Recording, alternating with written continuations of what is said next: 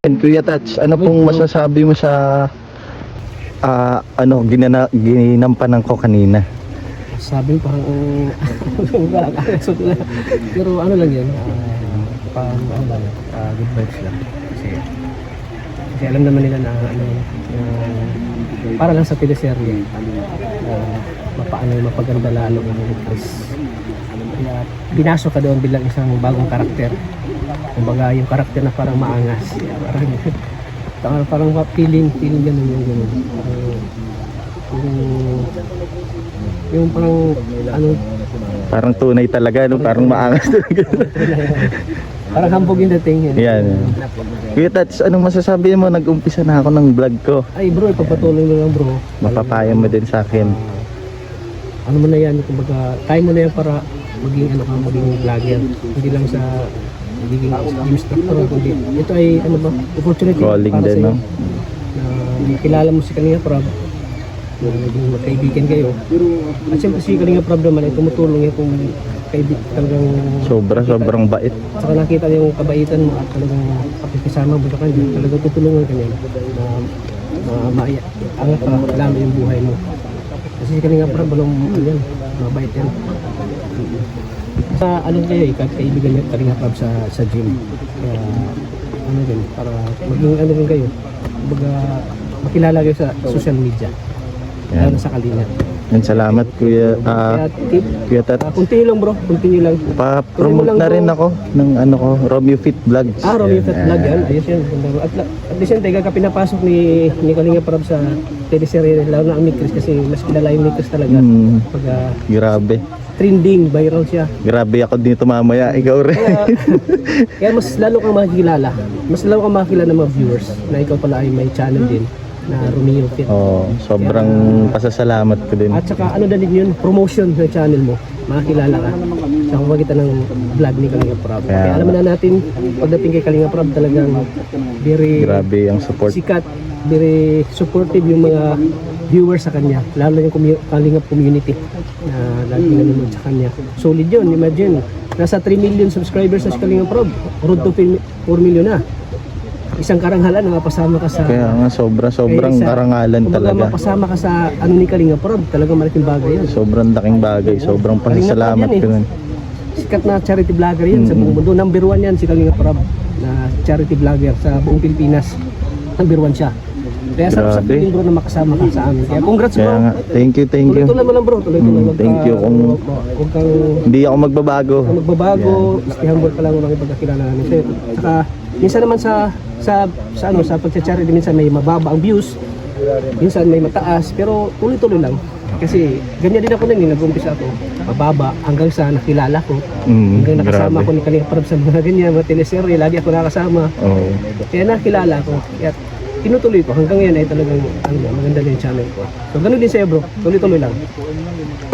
Ano naman masasabi mo sa Wala na tas eksena. ano naman ang masasabi mo sa ginampanan natin eksena kanina? Kaya yo. Kinikilabutan ng konti. Kabado tayo. Pero Ready tayo dyan. Roll lang natin yan sa... Pero may konting spark na rin. Joke lang. Ayan, napakagaling mong umakting din. At first time kita makasama sa role sa teleserye. Puro comedy bagay kami dati niya. Kaya And, keep it up. Ano man yung marating mo sa buhay. Huwag ka magbabago. Kasi alam ko naman yun. Nung unang kita pa lang kita sa gym, talagang mabait ka. Ayun, salamat kayo. Friendly. No? Yan. Papromote na din kuya yun ng ng Romeo Fit Vlogs. Yan. Romeo 6.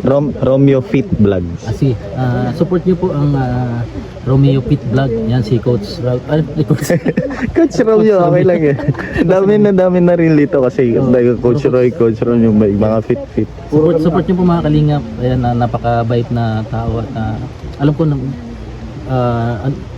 narating mo na siguro talaga yung ng tagumpay, di ba? Yan. At halata sa'yo na wala kang pagbabago. Yan, salamat. Mabait pa rin hindi makisama. Salamat po, Kuya Yoyo. Salamat, Coach. Hello po, Ate Maria. Yan, hello po sa Maria. Maria Ligaya Vlog. Ligaya, yan. So ano pong masasabi nyo na prank natin kanina sa ginampanan kong role? Sorry. Sorry talaga ha, kasi ako Romeo, prank ka talaga. Yan, okay lang naman yan. Lalo, hindi kasi nakakagulat baga. Yung biglang sasabihin ni Kalinga Prab na gano'n, na Oo. iba na yung kalabti. So syempre ako, na-shock talaga ako na nasabi ko, ay hindi, si Nicole. Oo, solid no? Solid ka talaga eh. Yan, ganyan. Kasi iba last time, nakakaiyak na nga yung Nangyari. doon sa episode 11. Kahit ako nalungkot din doon. Legit po talaga nung pag-uwian namin na sabi ko, walang ibang happenings. Kasi dati, bago kami umuwi, talagang masasaya kami. Masasaya. Tas may kainan, may kwentuhan din. Although may may parang salo-salo din yung episode 11. Pero iba yung yung mga nakaraan. Mas masaya nung nakaraan kaysa nung episode 11. Oo. Tapos bigla kaming masashock na kaya pala malungkot nung episode 11 kasi may panibagong pasabog na Pasabog no? episode. Grabe yung pasabog, kahit ako na nagulat din ako.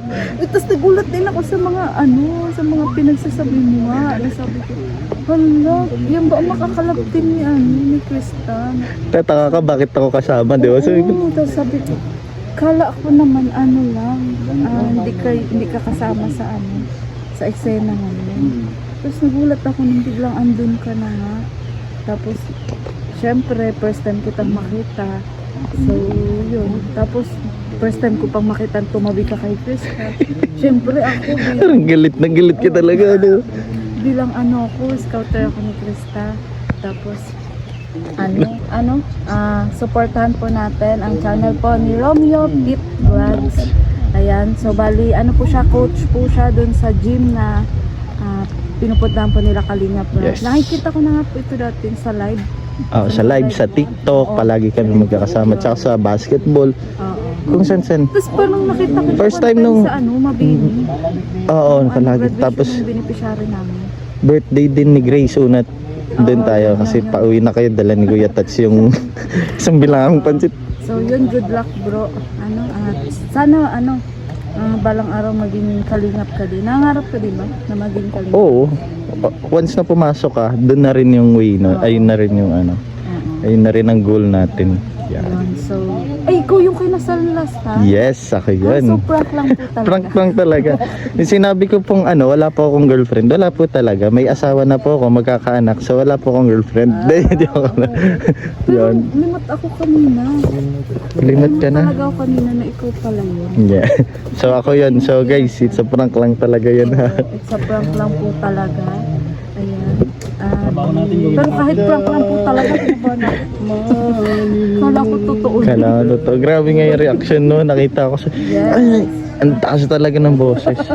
Oo, mataas po talaga lagi ang boses. Saka, iba na rin kasing closeness namin ni Krista, ni Nico, ni Tata, ni Larry. Tsaka hindi ko na matatapatan yun. Grabe ng Oo nga. So, ayun. Salamat. Thank you.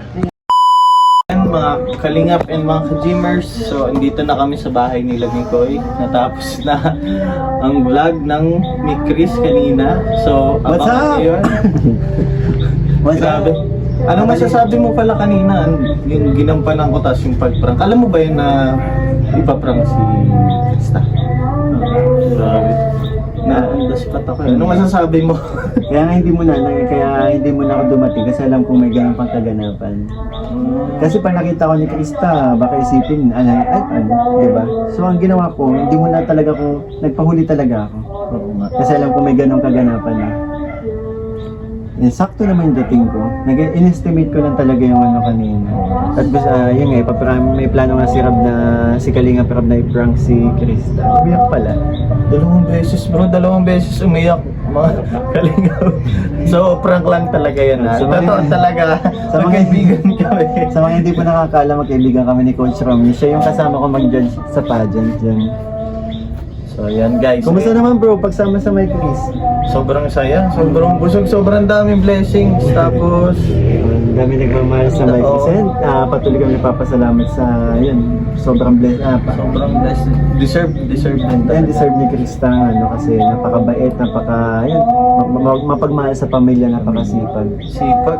Siya talaga mismo yung nag-aano doon sa farming, sa mga baboy. Siya talaga, as in, Diba? walang arte. Sa ganung itsura niya, pala mo yung naghahawak ng Kaya sabi ko, ang ganda. Ang ganda. naghahawak ng tayo ng baboy, di ba?